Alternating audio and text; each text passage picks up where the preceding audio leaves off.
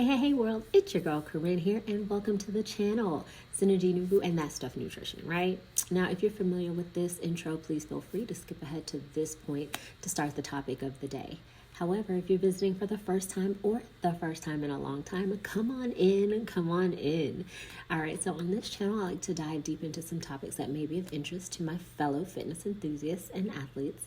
And I tend to break these into different series as it's a lot to cover, and I really don't want to create like hour-long videos. Who really wants to see that anyway?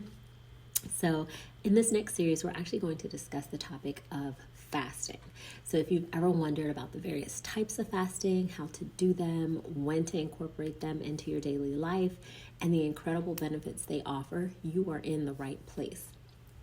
Now, before we jump in, don't forget to hit the subscribe button, like, share, tell a friend to tell a friend, get that notification bell so you never miss out on our wellness tips. Now for the formalities. Although I am a nerd, yes, and I like to do a lot of research, yes, I am not your physician. No, okay? I'm just giving information. It's not to treat or cure anything. This is for informational purposes only, and I advise that before you start any new plans, mine included, that you refer to your personal health care practitioner. Cool. All right, now, without further ado, let's get into today's topic. Hey world. All right, come on in and welcome back to our channel. Now, today we're diving into the series of fasting, but today specifically, we are targeting the 16-8 method. We'll explore how it enhances your body, its importance on athletes, and for all you active individuals out there, make sure you stick around because at the very end, I'm going to do a very special 7-day plan that includes recommended guidance on how to do this and also incorporate your workout lifestyle into doing it. All right. Now, before we jump in, don't forget to subscribe and hit that bell for more sports, nutrition, wellness content, which is going to be designed for the active individual. All right, so let's get started into today's topic. So what's the deal with intermittent fasting? Well, it's not just a trend. There's actually solid science behind it. When you fast for 16 hours and limit your eating to an 8-hour window, it triggers a cascade of positive changes in your body. In fact, studies show an increased autophagy, which is basically cellular cleansing process, and it improves insulin sensitivity, which can contribute to better metabolic health. Now, when you do the 16-hour fasting window, it sparks a metabolic shift, encouraging the body to tap into stored energy reserves. During this period, the process of autophagy or cellular recycling, it intensifies. This mechanism allows cells to remove damaged components and rejuvenate, promoting overall cellular health. Yes, this high-performance machine we know as our body, if treated well, can rejuvenate itself if we take care of it the way we should. All right. Now, check this. For my active lifestylers, cellular health is a game changer. It's the key to top-notch performance, quick recovery, and all-around athletic excellence. At the cellular level, energy production is our key to fame, which means we need to place more focus on our mitochondria, which are the small double membrane organelles. They are responsible for energy production in the body. This tiny little thing plays a crucial role in aerobic respiration. This basically means it's where the nutrients that we eat turns into adenosine triphosphate, ATP, that is basically the primary energy currency of cells. Now, without getting too crazy into it, we as athletes need to fast periodically because it basically keeps our mitochondria health and contributes to efficient energy production, allowing athletes to sustain high-intensity efforts and reduce oxidative stress. It's kind of a pretty big deal. Now, when we go into a fasted state, we allow our bodies to also recover, providing better muscle function repair. It even impacts the synthesis of proteins that build strength. Now, after a fasted state, our cellular health is better helping our bodies remove waste, slash inflammation, and get the body adapted to the training grind all over again. Okay. So solid cellular health also supports the immune system, keeping athletes in the game and avoiding setbacks due to illnesses. Now, just in case you didn't pick up what I'm putting down, when we talk about mitochondria, tied in with cellular well-being, we're talking improved endurance, quicker recovery, and an overall performance boost, all right? So healthy cells play a crucial role in preventing injuries by keeping tissues and joints structurally sound. And let's not forget, good cellular health also ensures that athletes get the most out of their well-balanced diet, all right? That's by optimizing nutrient absorption. Now, aside from cellular function, doing intermittent fasting also helps more bodily function. Now, I know so many use it for weight management, but athletes, hear me clear, okay? You do not need to do fasting for weight management. You're already active. You should already be eating healthy, doing all the right things. So fasting for weight loss, no, not for you. All right. If you have questions as to why and really want to drop some extra knowledge on this, is comment below. I'll just make a whole nother video on that as to the reasons why not. But for this, we're going to just stay focused on the topic at hand. And that is the fact that athletes should be fasting to enhance brain function, support healthy heart, contribute to longevity, and also allow your body to tap into stored energy, promoting fat utilization for fuel. Let me say that again for the people in the back. Fasting is for fat utilization for fuel, not weight loss. All right, so another question I get, can you live in a fasted state? Short answer is no. Like anyone else shouldn't, all right? We require a constant and well-balanced intake of nutrients to support energy needs, optimize performance, and promote overall health, especially if you're being active, as you should be.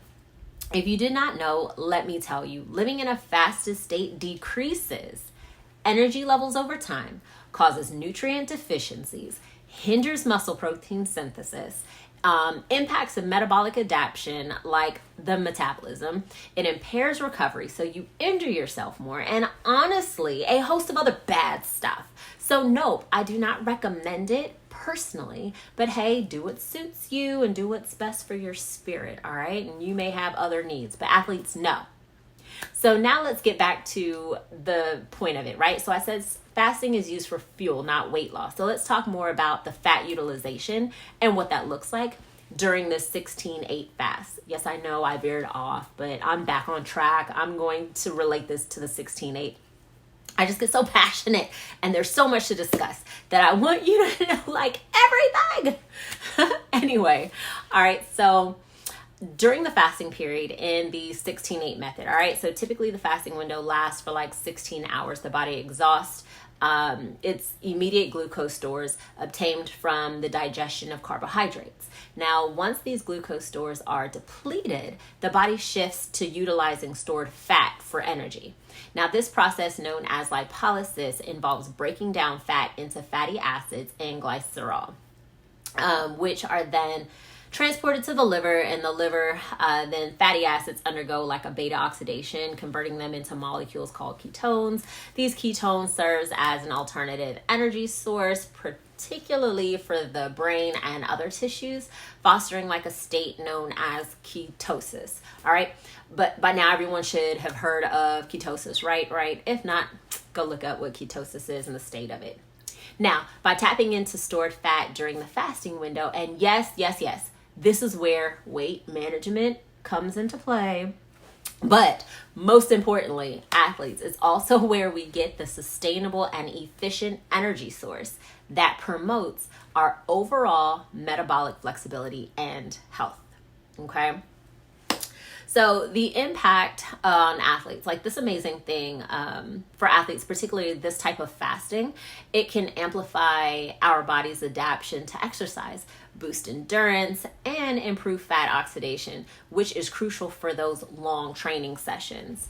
Now, the key is doing it right. Okay, so side note, this is going to be a general concept. I do offer a targeted blood type fasting guide that is more catered to your active lifestyle. So if you want to skip the trial and error phase and just kind of see what works best for you, visit thatstuffnutrition.com and we can get you set up. Now, keep in mind, fasting as an athlete, it's not just about skipping meals, all right? It's about strategic planning. In fact, did you know that skipping meals as an athlete is the worst? It can actually lead to insufficient energy intake, compromising glycogen stores, and impairing energy performance. Yeah, so additionally, skipping meals may actually hinder proper nutrient distribution, affecting muscle protein synthesis, recovery, and overall athletic conditioning. It can also spike your blood sugar levels when you actually decide to return back to eating. So I know what you're probably thinking, right? And heck, if you're not thinking about it, you're about to right now. If skipping meals is so bad, why is fasting good? Great question. Fasting is used as a strategic plan, right, for optimized around your lifestyle. Example, you know you're going to get into a fasted state, so you may not burn as many calories during the time to ensure proper brain function. Versus if you skip a meal haphazardly and then you end up continuing your day with less fuel that's needed to function optimally, ultimately damaging all of your gains. Hopefully that makes sense. So when you fast, planning is the key. So grab your notes. I'm going to give you like a general guide on how you can do it for a 7-day window. Now, this is just recommended doing it's recommended to kind of do this for a full 30 days, but this is like a quick 7-day plan to kind of get you started. So grab your notes. I'm going to kind of go over this quickly. So like on day 1 and 2, this is going to be called your adaptation phase. Your 16-hour fasting window is actually going to begin post-dinner the night before, okay? Now, during these first 2 days, only cardio or flexibility exercises like yoga. Don't do any heavy resistance. Now, when you break your fast, you have like an 8-hour window to actually start eating. Day 1, I want you to break it with fat and protein, and day 2, I want you to break it with carb and protein. Then throughout the day, you're going to have balanced meals during that 8-hour window. Again, if you need a full plan, I do offer that on my site, thatstuffnutrition.com. All right. Now for day 3 and 4, this is going to be your HIIT focus. Now you're going to continue your 16-hour fast, and during your fasting window, you're going to do a HIIT training. You're going to break your fast with like healthy carbs on both days. Now day 5 and 6, that's going to be your strength training. You're going to maintain your 16-hour fast, but during your fasting time, you're going to add in resistance training. I want you to go like medium weight, not too heavy, as you don't want to overexert your body. And then on day 7, I want you to do some active recovery, like 14 to 16 hour gentle activities like yoga or light jog, like an active recovery, okay? Now, if I went too fast, don't worry. I'm going to add this to my blog section on my site, so no need to stress, all right? All right, my lovelies, that's about sums it up on the 16-8 method, why and how to do it. So drop me a note. Let me know your thoughts. Have you done a 16-8 method? I mean, what are your thoughts on it? What has been your results? Leave a comment and I would love to learn from you. All right. So in the meantime, don't forget to tell a friend to subscribe and check in. And until next time, my lovelies, stay vibrant and stay well. Ciao for now.